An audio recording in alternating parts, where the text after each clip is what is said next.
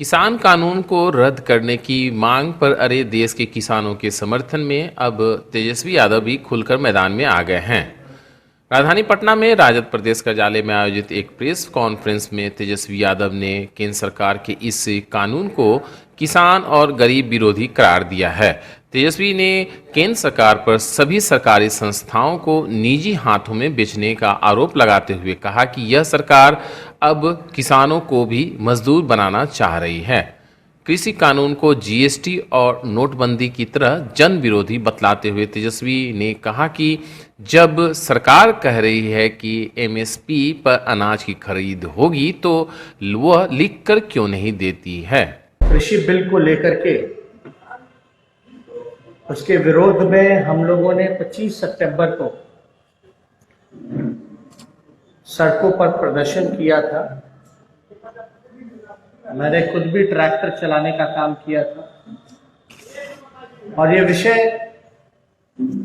सिर्फ बिहार के सामने ही नहीं बल्कि पूरे देश के सामने आया।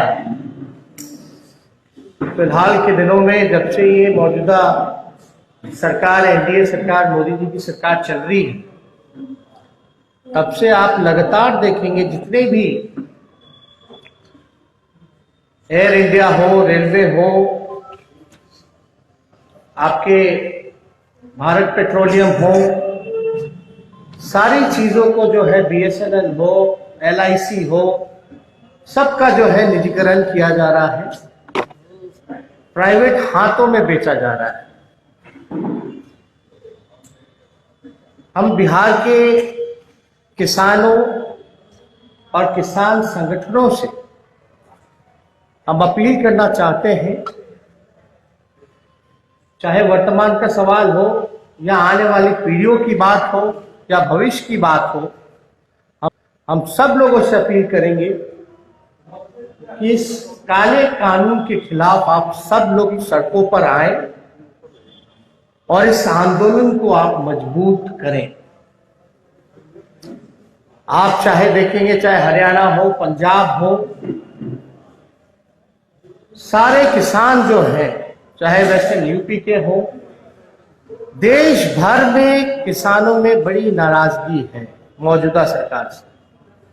और ये वही सरकार है जो 2022 तक वादा किया है कि किसानों का जो है आय जो है दोगुना किया जाएगा।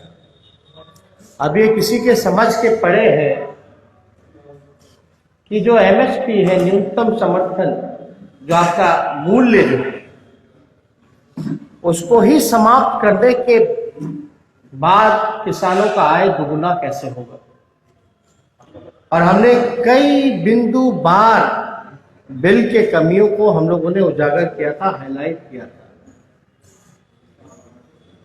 आप ही लोगों के सामने कि